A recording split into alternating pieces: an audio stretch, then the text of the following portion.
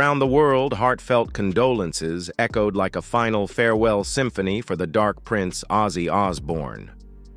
The funeral in Birmingham, where he was born and raised, became a global focal point. Sharon Osbourne, his wife, quietly clutched a tissue, tears streaming down as she was embraced by their children and thousands of grieving fans sharing the profound loss. The atmosphere at the funeral was both solemn and heavy, with the departure of a legend who shaped an entire generation of rock music. But amid the solemn atmosphere, one question echoed in whispers and speculation. Why were the very people who stood beside Ozzy throughout his legendary career nowhere to be seen? Iconic names, the ones who once shared the stage with him, helped build the myth, were all absent. Was it just personal scheduling conflicts? Or is this a sign of a deeper rift that was never truly mended? Let's uncover the truths hidden behind that silence. Truths that might shake you more than the death of Ozzy Osbourne itself. If Ozzy's legacy ever touched you, made you laugh, reflect, or feel inspired, show your appreciation by hitting like and subscribing so you won't miss the next shocking revelations. Drop a 1 in the comments if you stand with Ozzy Osbourne, or a 0 if you have a different take.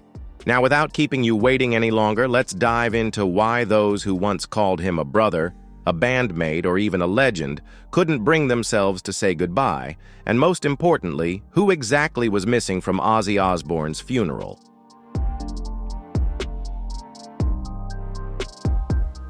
One of them is Keith Richards.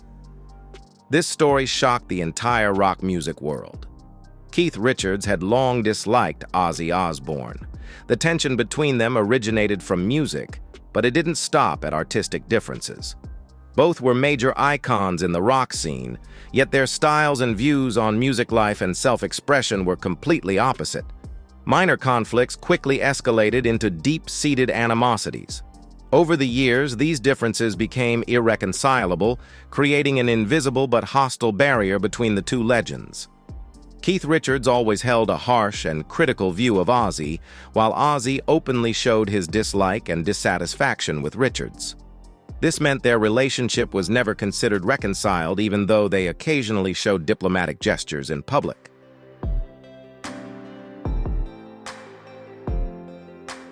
The situation became tenser than ever on Ozzy Osbourne's funeral day, a day everyone hoped would erase all grudges and allow the lifelong rivals to come together to bid farewell to a music legend.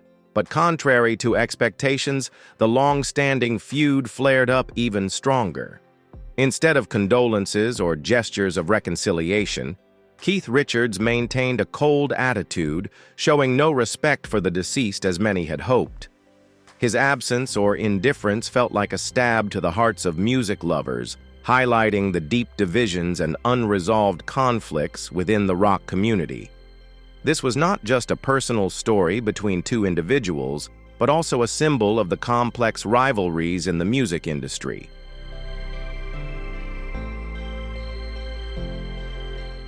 It all began in 1973, backstage at a music festival in California.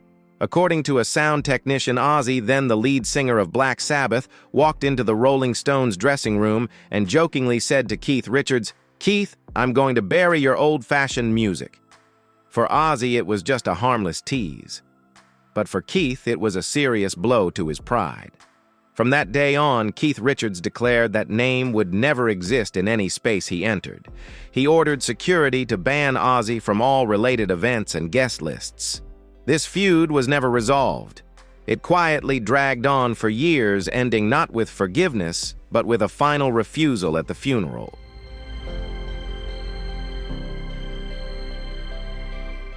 Meanwhile, over 10,000 fans gathered in a long procession along the streets of Birmingham to bid farewell to the music legend. They stood in silence, many unable to hold back tears, as the funeral procession slowly passed through the sea of people, carrying a casket draped with purple flowers, the symbol of deep respect and mourning. Along the streets, balloons, images of Ozzy Osbourne, and fresh bouquets left by locals created a final tribute to the beloved artist. The fresh, quiet atmosphere was filled with emotion, crafting a scene both touching and sacred, evoking reverence and longing for a man who left an indelible mark on rock history.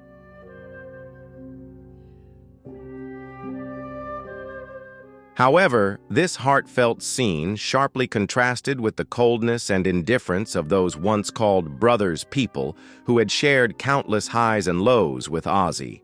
Though they had stood side by side on artistic journeys today, they stood apart, distant and silent in the face of a legend's passing.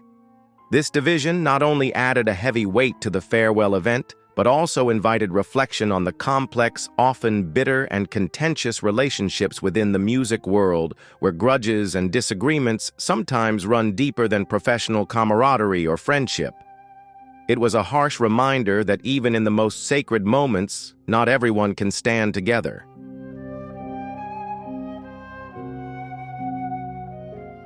Years later, the animosity showed no signs of fading. In a 2015 interview, Keith Richards openly criticized Ozzy's music, calling Black Sabbath a joke and describing Ozzy's sound as the shallow wailing of a generation unaware of true tone. This was more than artistic criticism. It was a denial of the immense contribution Ozzy made to rock music worldwide. Witnesses from a 1976 European tour recalled Keith throwing a Black Sabbath cassette tape into a fireplace, watching the flames consume it as if burning the music he considered an insult. Despite decades passing, Keith Richards' attitude toward Ozzy remained unchanged, and that is why he was absent on the final day of farewell.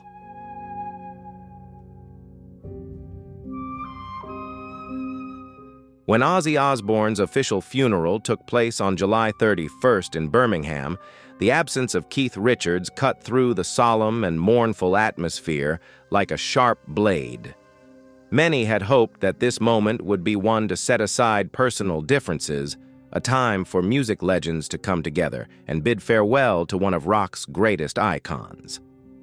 However, there were no flowers, no condolences from Keith Richards, leaving many shocked and deeply disappointed by his cold and seemingly ruthless stance. As the funeral procession slowly passed by, every silent step felt like a deep wound to the hearts of those witnessing, highlighting the unbridgeable divide between these two legends.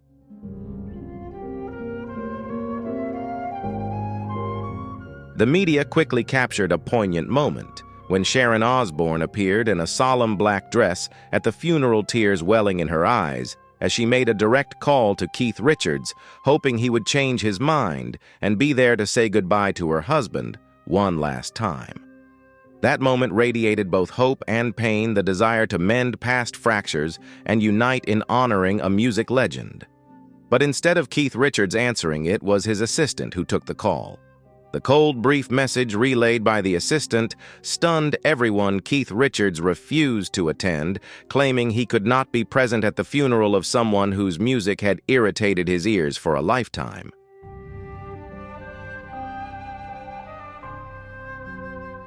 Just hours later, the official invitation envelope sent to Keith Richards was returned unopened to the funeral organizers, a resolute and unyielding statement.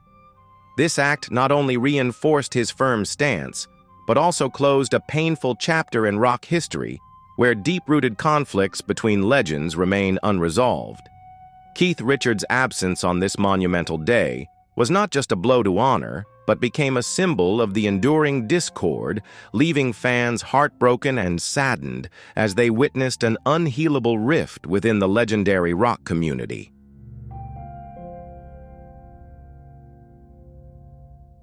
Inside the envelope sent to the funeral organizers was a blank sheet of paper scrawled with a cold and bitter message in black ink. The words were brief but haunting. "Let him rest in noise, not in peace." Though unsigned, everyone recognized the distinctive handwriting, the same hand that had penned some of rock's most legendary songs. This final message was not merely a refusal, but a profound expression of disappointment and defiance, making the already heavy atmosphere of the funeral even more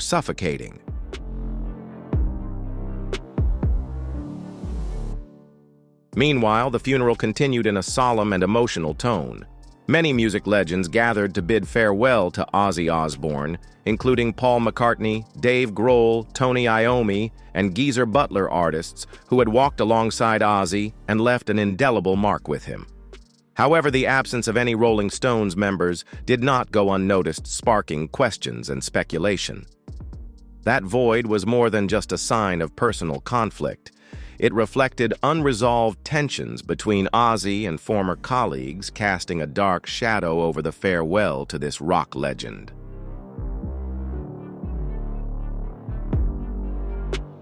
Even more strangely, among the hundreds of colorful wreaths laid in tribute to Ozzy Osbourne, appeared a mysterious jet-black bouquet bearing no sender's name or accompanying card. At its center rested a vintage Sony cassette tape containing a recorded monologue confirmed to be Keith Richards' voice. In the recording, Keith bluntly and coldly declared that although Ozzy's screams had moved millions of children on stage, he himself had never hit a decent note throughout his entire music career. The tape quickly went viral on social media, igniting fierce backlash from Ozzy's fan community and sparking intense outrage across the music world.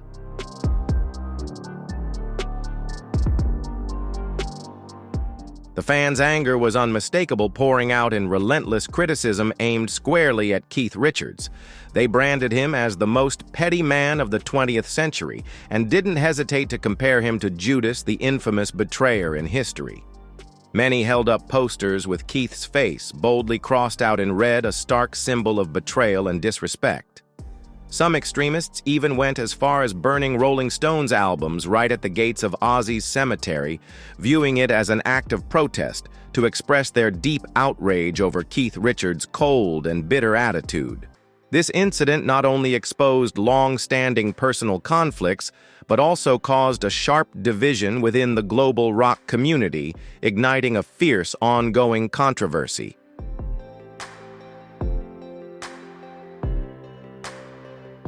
Yet amidst the storm of fury and harsh criticism, other voices whispered at the fringes of the story. Some argued that Keith Richards was merely voicing what many in the rock world had long been too hesitant or afraid to say aloud. Among artists, there were murmurs suggesting that perhaps he was right in his viewpoint. In Keith's eyes, Ozzy Osbourne had never truly deserved forgiveness. What Ozzy represented or had done was too great a transgression to be easily overlooked. Thus, even after Ozzy's passing, the resentment and hatred simmered quietly within Keith, raising lingering questions among fans and critics alike.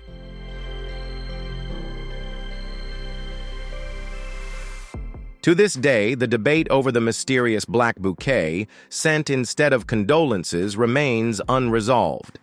Was it truly Keith Richards' final gift, or merely a legend spun from the turbulent and bitter history of rock music? Whatever the answer, one fact is undeniable: Keith Richards never forgave Ozzy Osbourne, even with the rock legend resting in peace beneath the earth.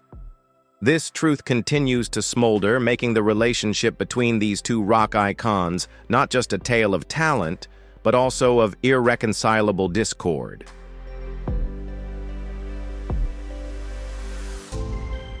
In a world where legends are often honored and remembered after death, Keith Richards stood alone in steadfastly maintaining his stance until the very end.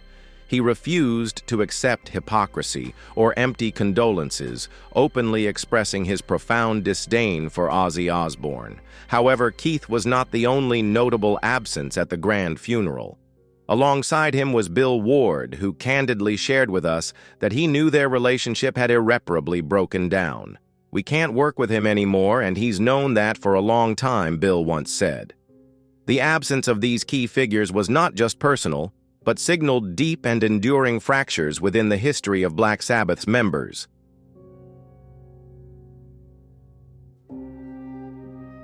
The death of Ozzy Osbourne, once hailed as the Prince of Darkness of rock music, was not only a heartbreaking loss of a musical icon, but also the final catalyst that laid bare the deepest cracks in the turbulent history of Black Sabbath.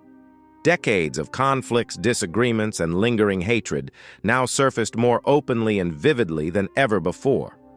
What was meant to be a commemorative event transformed into a complex tableau of contradiction between honor and division, genuine affection and wounds that had never truly healed among the band members and those who had been close to Ozzy.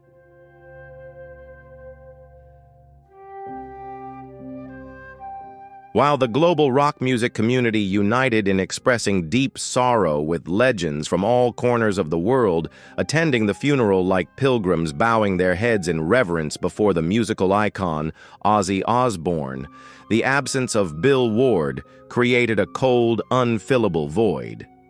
He was not present on that farewell day. Instead, only a post on social media remained, its tone sharp as a knife, cutting through the sorrowful atmosphere of the gathering. "I will not stand there to mourn for someone who publicly rejected me to the press." The words echoed, causing many to feel a deep sense of sadness as the unresolved conflicts and unhealed wounds lingered between those who once stood side by side.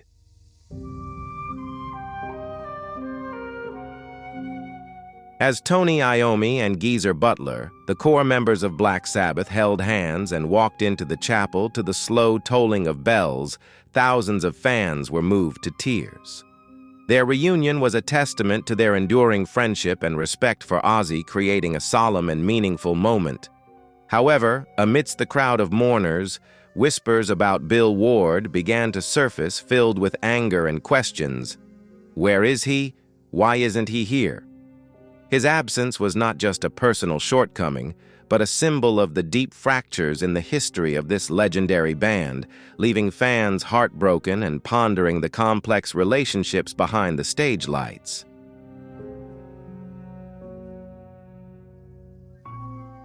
The media did not forget Bill Ward, despite his choice to remain silent and disappear from major music events. His silence was not a sign of quiet withdrawal, but rather it resonated like thunder, creating a powerful presence in its own way within the music community.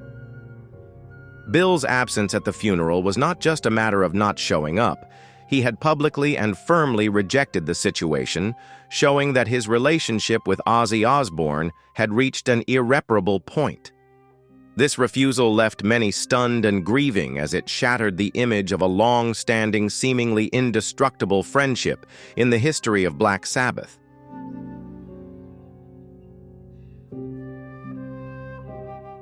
Many had once thought that the conflict between Bill and Ozzy was simply a work-related issue, especially the 2012 contract dispute when Bill was excluded from the final tour due to health reasons, believing it was just a small crack in their nearly half-century-long friendship. However, the truth was far deeper and more painful. This incident was the flame that completely burned the bridge connecting the two over many years, exposing long-standing wounds and irreconcilable differences. It marked the end of a bitter and complex chapter in the history of Black Sabbath, revealing the collapse of a seemingly unbreakable camaraderie and shaking the faith of fans around the world.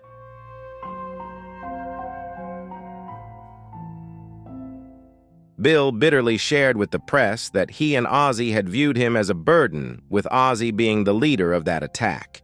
He insisted that he was the lifeblood of Black Sabbath, not just an outsourced drummer, making the emotional scars grow even deeper. The conflict between them was no longer just a series of small disagreements, but had become a huge wound that could not be healed, pushing Bill into the position of being abandoned in the very house he had helped build. The feeling of betrayal and isolation weighed heavily on his mind, transforming into an open anger and pain expressed to the media and fans.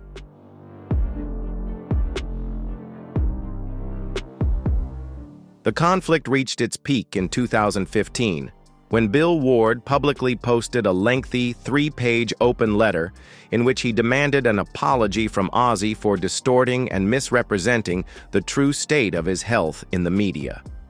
This move acted as a public challenge to Ozzy, forcing him to face a truth that many preferred to remain unspoken. Bill's bold action created a rift that no one could ignore, sparking a whirlwind of emotions and reactions. For Bill, it was a final attempt to correct the narrative that had been skewed, seeking the closure and acknowledgement that had long been denied.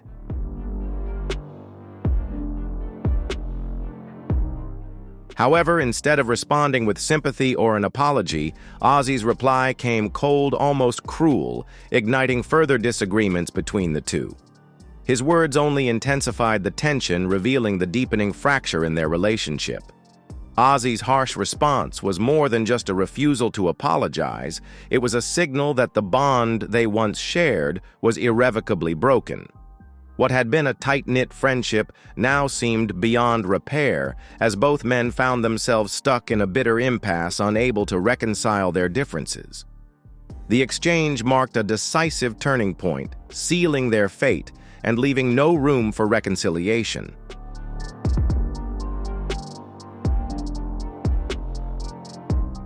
Bill once boldly declared that he had always been the weakest link in the band, and he wasn't kicked out. He had brought himself down. That statement was like a final blow, crushing any remaining hope for reconciliation between two people once considered close brothers. What had been a long, fractured relationship now shattered completely amidst the public uproar. When Ozzy passed away, millions of fans still held on to the hope of a reconciliation moment, even if it was just an old photograph, a quietly placed bouquet of flowers, or a meaningful glance between the two once so bonded.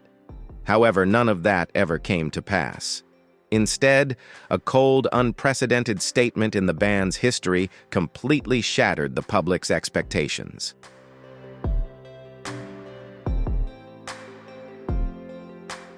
In that statement, Bill asserted, "I do not mourn for someone who publicly damaged my reputation. Those who are praising him are romanticizing a hypocrite." These words not only harshly denied Ozzy's legacy, but also acted as a sharp blow, severing the final bond between the two. It expressed deep disappointment, while also serving as a public accusation reflecting the unhealed wounds in a relationship that had once been close, but full of conflict and suffering. Once again, social media erupted. Many criticized Bill Ward as being insensitive, ruining the sanctity of the farewell moment. However, there were just as many who stood up in his defense. A Reddit post that garnered over 30,000 upvotes wrote that Bill had been ruthlessly excluded from Black Sabbath's history. He had every right not to forgive, and that right was sacred. Bill did not stop there.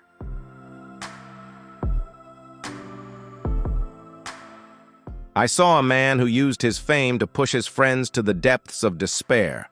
Don't expect me to lie just because he's passed away." Those words left fans stunned and sparked a fierce wave of debate in the music community. Many believed it was a harsh truth, an honest statement amidst the fake praise that often surrounds legends. However, others felt the comment was too cold and disrespectful to someone who had passed away.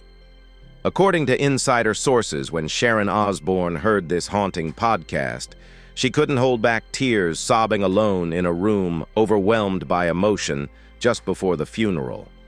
Her pain and inner turmoil highlighted the deep conflicts that had long existed within the music world and the Osbourne family.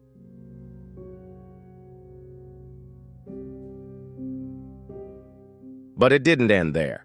Sharon was the one who proactively called Bill Ward in the final days of Ozzy's life, hoping to find reconciliation and hoping he would attend the funeral to say goodbye to his friend and colleague one last time. However, all of her efforts seemed to be in vain, as Bill Ward remained cold, refusing to attend and not responding to those requests. This story was not just a personal and heartbreaking event, but it exposed deep cracks in the relationships within Black Sabbath and in the rock community itself. It made many reflect on the limits of forgiveness and friendship in an industry filled with immense pressure and fierce competition.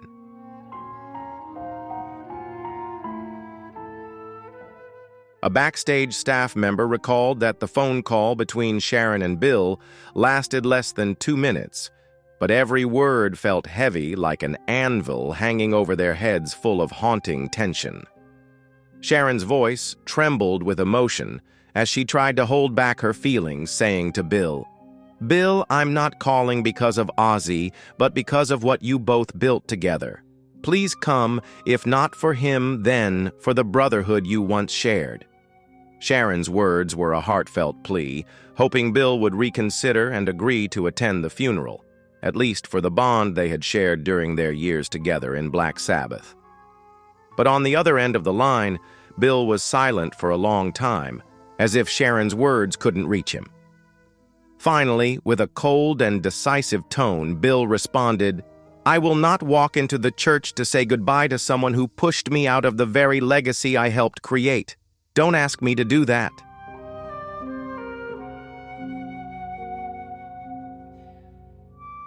Sharon was not the only one who tried to mend the broken bond. Tony Iommi, Bill Ward's close friend from the early days of Black Sabbath, also took the initiative to reach out in hopes of reconciliation. However, instead of calling directly, Tony chose to write a message over 600 words long, filled with deep reflections on the difficult times they spent recording together. He recalled the cold nights sleeping in trucks, the hasty meals of stale bread in small studios in London, memories that were both harsh and binding, bringing them together. In the message, Tony expressed his sincerest feelings to Bill. "Bill, you were the first heartbeat of Sabbath. Without you, this funeral would never be complete."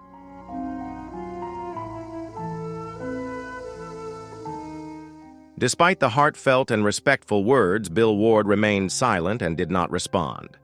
That silence echoed like an invisible wall separating the two old friends, making all attempts at reconciliation futile.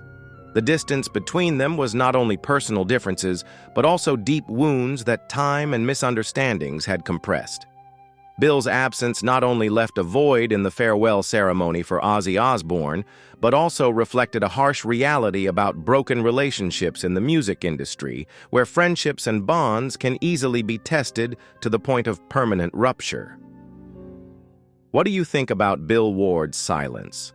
And if you want to keep uncovering the emotional stories and hidden truths behind the legends of rock, don't forget to hit like and subscribe, because there's still so much more waiting to be revealed.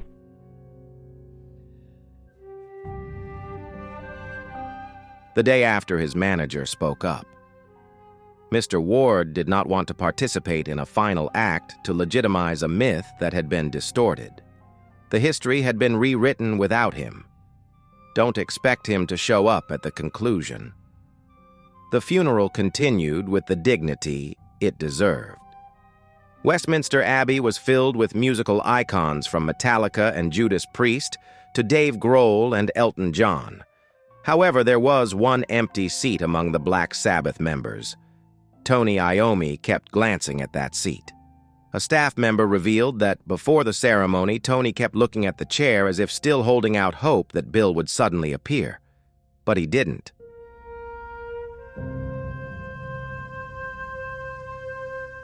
After the ceremony, a reporter asked Tony if he was surprised that Bill didn't show up.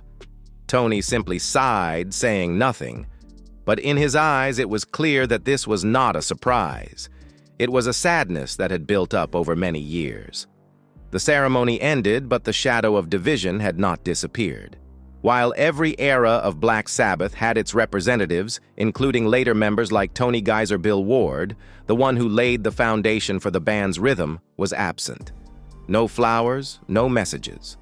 Only a silent void remained, like a drumbeat interrupted halfway through.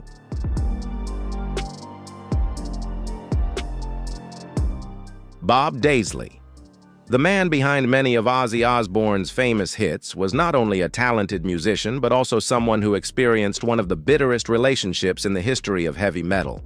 As the co-writer of iconic songs like Crazy Train Mr. Crowley and Diary of a Madman, Bob Daisley played a pivotal role in helping Ozzy Osbourne revive his career after leaving Black Sabbath, and contributed to the creation of timeless musical landmarks. These songs, transcending the boundaries of ordinary tracks, became musical symbols closely tied to Ozzy Osbourne's name and helped him overcome the challenges and setbacks in his tumultuous artistic life. Alongside the successes and major milestones, The relationship between Ozzy and Bob Daisley also brought about ups and downs.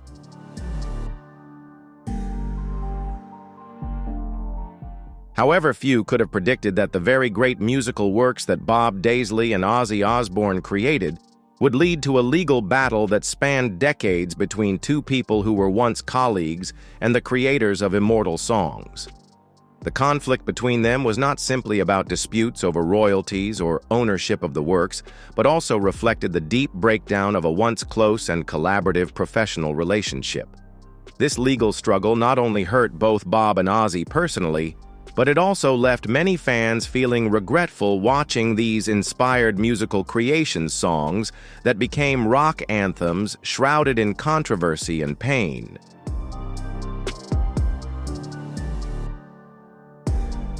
The conflict began in the early 1980s when Bob Daisley and drummer Lee Kerslake discovered that their names had been removed from the credits of the album Diary of a Madman. Instead, members who did not participate in any of the recording sessions were credited, leaving Bob and Lee feeling deeply betrayed. Initially, the anger simmered quietly within them, but when they learned that Sharon Osbourne's management company had taken full control of the album's copyright, their fury erupted stronger than ever. They felt unjustly treated not only by the stripping of their contributions, but also by their rights being stolen and exploited for business purposes.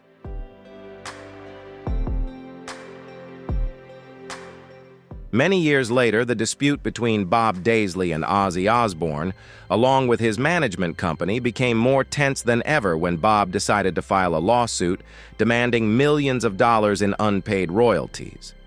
Although Bob won many of the lawsuits defending his legal rights, he still had to face a bitter reality.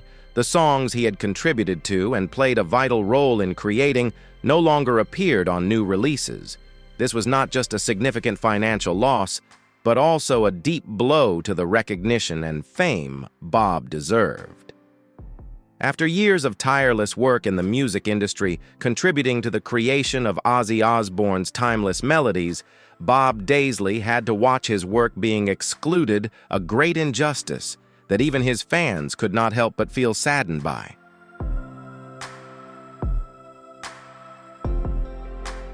In a controversial decision that sparked strong backlash from the fan community, Sharon Osbourne directed the re-release of two classic albums, Blizzard of Oz and Diary of a Madman, replacing the original bass and drum parts played by Bob Daisley and Lee Kerslake with new recordings by Robert Trujillo and Mike Bourdin. This action was seen as an attempt to erase Bob and Lee's traces from Ozzy Osbourne's musical history, making the dispute not only continue, but also grow more complex and heartbreaking. The re-recording raised questions among fans and industry professionals about the rights and respect owed to the artists who helped make these legendary albums successful.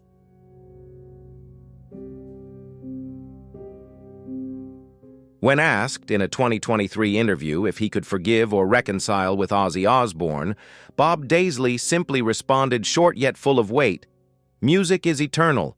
So is betrayal. I will not sign a fake apology."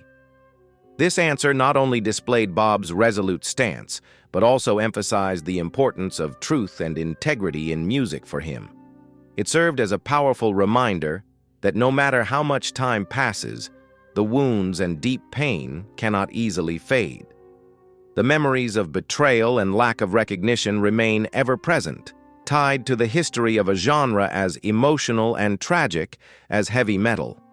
This pain is not just personal, it also reflects the harsh realities that artists face in a competitive and unforgiving industry.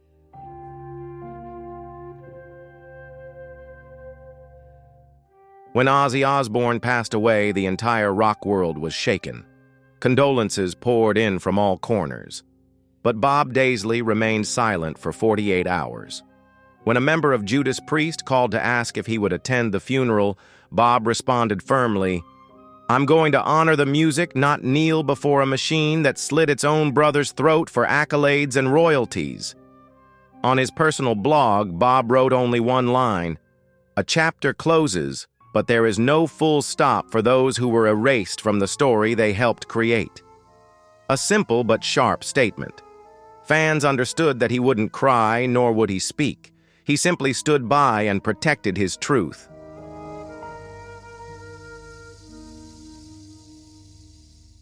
A few days before the funeral, an unexpected call from an unfamiliar number made Bob hesitate, unsure whether to pick it up. It was the familiar voice of Sharon Osbourne, the woman he had long considered the invisible hand behind every ruthless contract and every time he was erased from history. Sharon didn't beat around the bush. She said, "I know we've missed out on too many things, but Ozzy is gone, and he always valued your role even though he didn't always show it." Bob fell silent. After a brief pause, he responded calmly but firmly, "Thank you for the invitation. But if I show up, I won't know who I'm mourning for the Ozzy I helped create, or the Ozzy they built into a statue guarded by lawyers and backroom deals."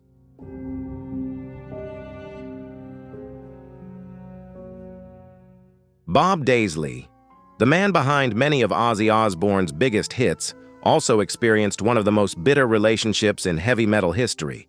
As a co-writer of iconic songs like Crazy Train Mr. Crowley and Diary of a Madman, Bob never imagined that these tracks, which helped revive Ozzy's career after leaving Black Sabbath, would become the source of a decades-long legal battle. The conflict began in the early 1980s when Bob Daisley and drummer Lee Kerslake discovered that their names had been removed from the credits of Diary of a Madman.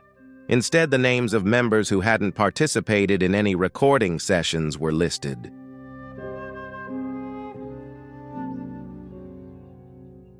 The simmering anger gradually turned into full-blown rage when the release rights were fully taken over by Sharon Osbourne's management company. Bob described this as a stab in the back, not from Ozzy, but from those who controlled him. Years later, Bob sued Ozzy and the management company, demanding millions of dollars in unpaid royalties. Despite winning many of the lawsuits, Bob still had to watch, as his contributions were removed from new releases. Sharon Osbourne ordered the re-release of Blizzard of Oz and Diary of a Madman, replacing all bass and drum parts with new recordings by Robert Trujillo and Mike Borden, effectively erasing Daisley and Kerslake's legacy.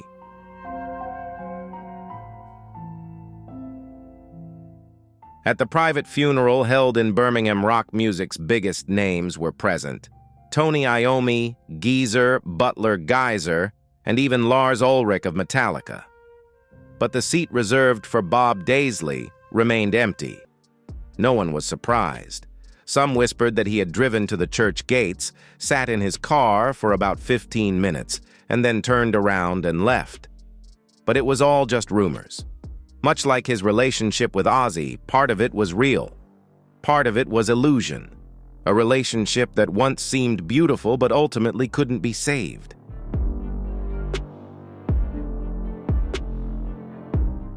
Ever since the early 2000s, tension had been simmering between Bruce Dickinson, the charismatic and iconic frontman of Iron Maiden, and Ozzy Osbourne, the legendary rock symbol forever tied to Black Sabbath. Despite both being heavyweights in the heavy metal world, their differences in opinion style and personality led to a strained relationship.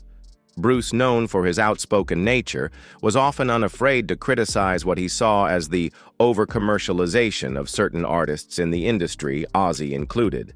That simmering conflict finally erupted in 2005 during a fiercely controversial event at the Ozfest Festival, where Iron Maiden was invited to headline a primetime slot.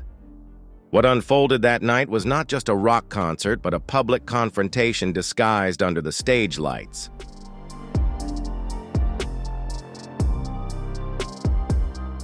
While Iron Maiden was performing, a series of unusual technical failures began to occur. The sound system repeatedly malfunctioned. Bruce's microphone was cut off multiple times, and the stage lights flickered and went out. It seemed as though an invisible hand was deliberately sabotaging the performance. The audience was stunned, and the band was furious. Standing in the middle of the stage in front of thousands of fans chanting his name, Bruce Dickinson roared a line that made the atmosphere explode. "This is the British flag and these colors are not to be exploited." Subsequent backstage sources confirmed that Sharon was the one who had orchestrated the technical failures to teach Bruce a lesson for his past remarks. The incident deepened the rift between the two rock icons and became one of the most controversial moments in the history of music festivals in the early 21st century.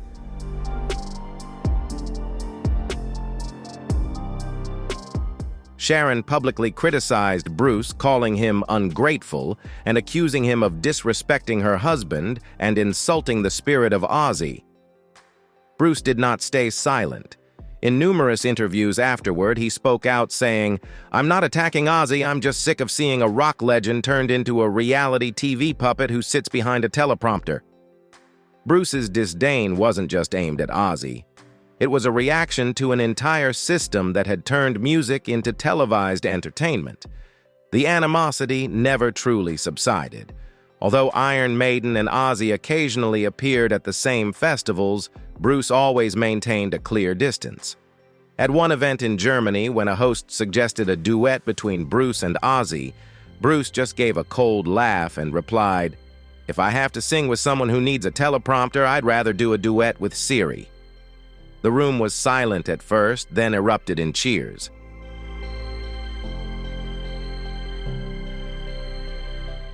Bruce didn't need to shout his outrage, he never did.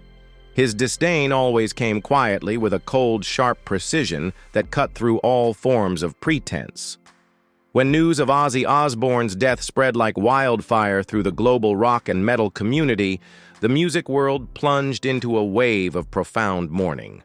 Social media was flooded with tributes, famous Ozzy quotes, and heartfelt statements from veteran bands who had grown up with his music. Rock legends from Metallica to Black Label Society, Rob Halford to Dave Mustaine all paid homage to Ozzy, calling him an immortal metal icon and the Prince of Darkness who would live on forever in his music.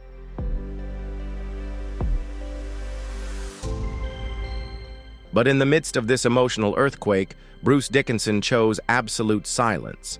Not a single word of condolence, no press release, no social media post, no statement, not even a few words. Even when reporters surrounded him backstage at a tour stop to ask about his feelings on Ozzy's passing, Bruce deflected every question with his familiar icy calm. He didn't need to say a thing because his silence said it all. In a world where everyone rushes to express emotions to be seen, Bruce's complete absence stood out more than any words ever could. It wasn't indifference, but a calculated choice, a choice not to contribute to a symphony of mourning that for him was perhaps just the final layer of makeup for a figure he never truly respected.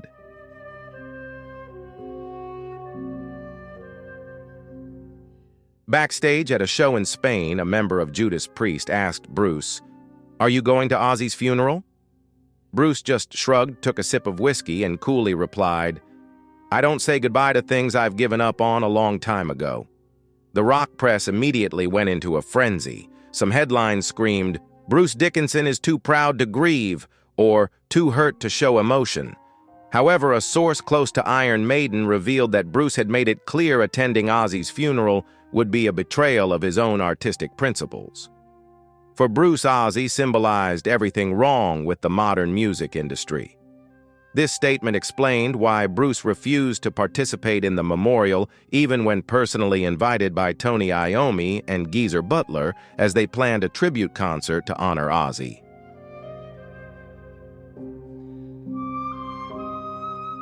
The funeral for Ozzy Osbourne became one of those rare occasions where nearly every rock superstar gathered. Yet Bruce Dickinson's absence overshadowed even Sharon's eulogy. Critics labeled Bruce as cold, even heartless.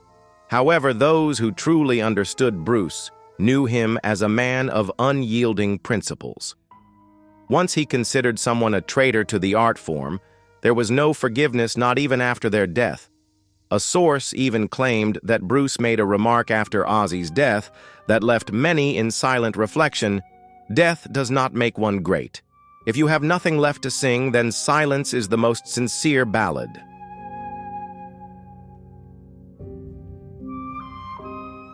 Returning to June 2018 backstage at the Sweden Rock Festival, a seemingly minor incident inadvertently became the spark that ignited an unforeseen confrontation between Justin Hawkins, the stylish lead singer of The Darkness, and Ozzy Osbourne, the living legend of rock music. As Justin and his bandmates were mentally preparing to take the stage, the backstage atmosphere suddenly grew tense and chaotic. A security guard appeared shouting orders for everyone to lock their dressing room doors immediately. The reason Ozzy was approaching. No one was allowed in the hallway, no one was to be seen, and absolutely no action was to disturb the vibe. What was particularly galling was that this command came with no explanation or apology. For someone like Justin, who is free-spirited, rebellious, and filled with artistic pride, this was not just an inconvenience, but a blatant insult and an act that stripped away musical dignity.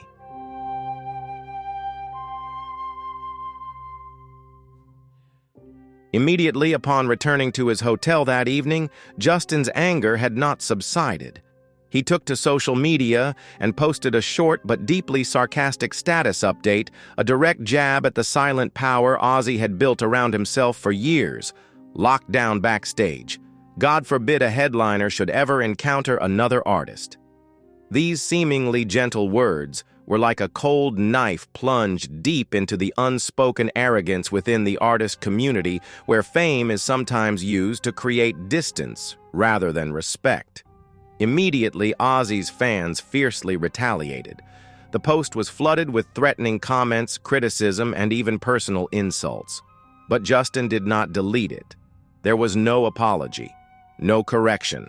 Because in his mind, one thing was clear: the boundary of professional respect, which is the foundation between musical colleagues, had been brutally broken.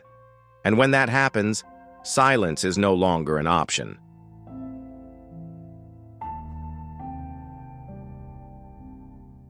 A year later, Metal Hammer magazine invited Justin to interview Ozzy for a special feature. It seemed like an opportunity for reconciliation until Ozzy's team laid down a series of strict demands. Justin would be picked up in a black van. The filming location was to be kept top secret, and all questions had to be pre-approved. Justin's only response was, "I make music, not spy movies." The interview segment was canceled. From then on, Hawkins began to refuse all invitations related to Ozzy.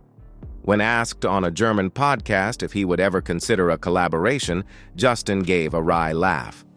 "A collaboration, I work with human beings, not with a walking statue." It was a direct punch to Ozzy's title of living legend.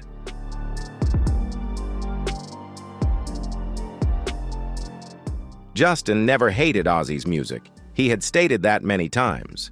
But he despised the isolation, the hierarchy, and the aloofness that Ozzy showed towards other artists. On July 22, 2025, Ozzy Osbourne passed away. His funeral became a national event. Thousands of artists sent flowers and millions watched on live television.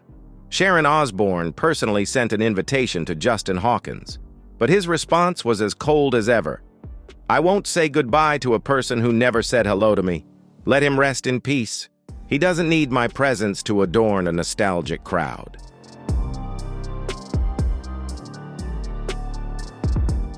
A day after the funeral, Justin shared his thoughts on his personal podcast. What he said sent shockwaves through the rock community. "It's funny how the very people he ignored, humiliated, or pushed away are now crying as if they've lost a father. Are you mourning out of love? Or are you clinging to a dying icon you used to hide behind?" Some praised Justin as a rare voice willing to tear off the mask of pretense in the music industry. Others criticized him as petty and using a funeral for attention, but Justin didn't stop there.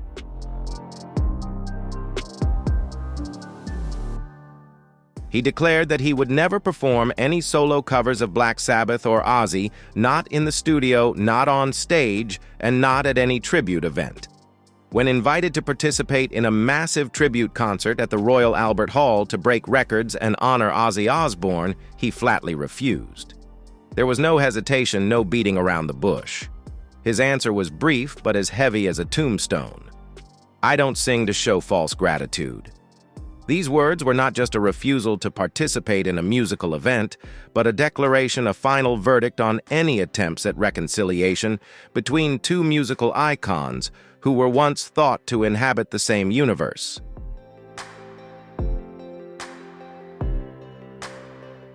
With that answer, he seemed to hammer the final nails into a coffin that had long been fractured, not only burying the personal relationship between the two artists, but also affirming a complete separation between two worlds, one of a painted-on glamour built with power and influence, and another of artistic pride that refuses to bow down to a legacy unless it's built on truth and respect.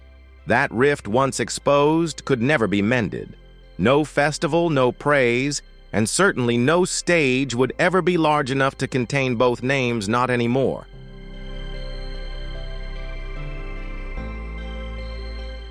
Ted Nugent takes the #1 spot. Since 1971, when his band Amboy Dukes performed with Black Sabbath, Ted felt an unusual energy from Ozzy's group. In a rare 1975 interview, he described Sabbath's stage ablaze with powerful riffs, but the backstage was a different world: drugs, alcohol, and self-destruction. While he never publicly confronted him, the contempt in his words was unmistakable. As a staunch advocate for a clean lifestyle, no alcohol, no drugs, no compromise. Ted considered Ozzy's way of life a blatant betrayal of the music they both swore to serve.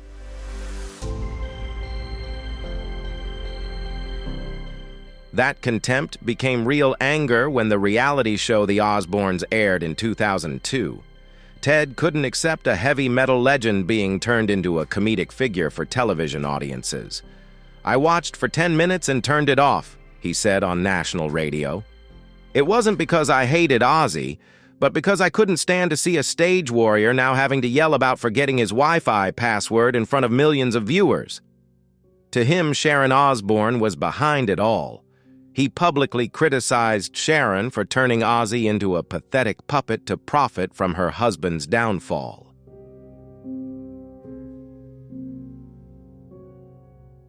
At a 2011 press conference, when asked if he would consider collaborating with Ozzy on a charity project for addicts, Ted practically scoffed at the question. "How can I stand next to a man who spent his life glorifying an escape through drugs and alcohol? I help addicts by fighting against idols like that, not by shaking hands with them." The feud reached its peak in 2019, when Sharon attacked Ted on a talk show, saying he played guitar like he was lecturing a bitter wild boar. Ted didn't stay silent. He responded with a 9-minute video declaring that if rock and roll dies from trashy reality shows like the Osbournes, then Sharon is the one who pulled the trigger.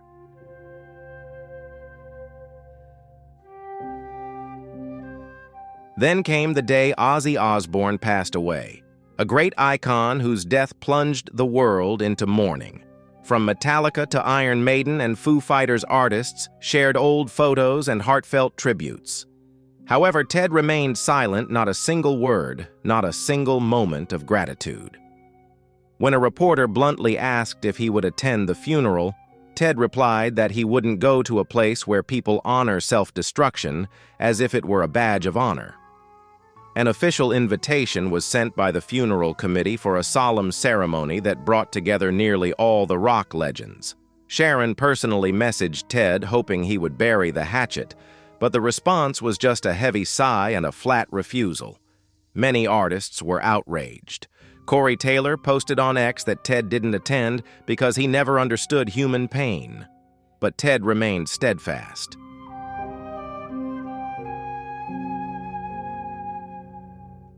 In a live stream with fans, Ted coldly concluded that he was mourning an entire era, not a man who let drugs and cameras swallow him whole.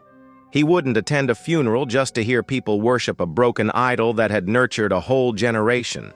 Although Ozzy Osbourne's funeral was a grand event, attended by hundreds of big names in rock and metal, there was still a staggering list of those who refused to go, including Ted Nugent, Bruce Dickinson, Bob Daisley, and even figures like Bill Ward, who had once stood side by side with Ozzy or carried a long-standing grudge against the Prince of Darkness.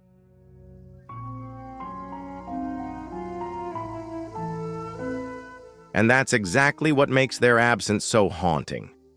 It wasn't just personal, and it certainly wasn't a momentary disagreement.